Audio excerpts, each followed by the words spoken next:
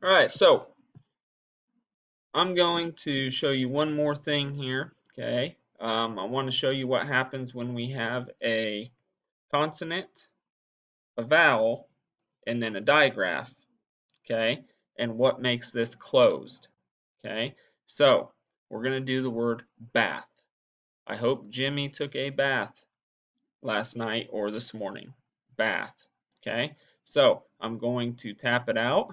B, a,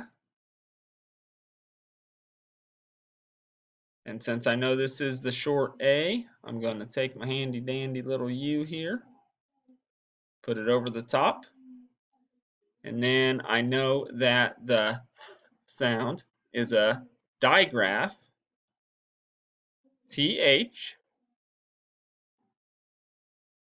and when I tapped it out, I noticed that b, a, bath had three syllables, or sorry, three sounds and one syllable.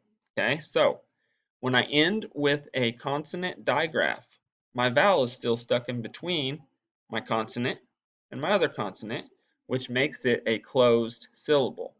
Okay, and what I'm going to do is I'm going to take my line,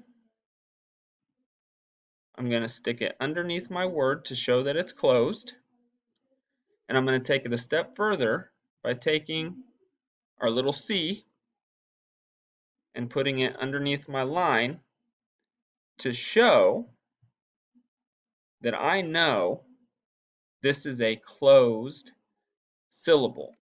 Okay, so it's between the b and the th, my short A.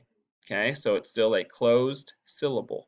All right, so when we move on to the next slide, I'm going to have you guys do it on your own, and I want to see what you guys can do. Show me what you learned. All right, we will see you in slide 7.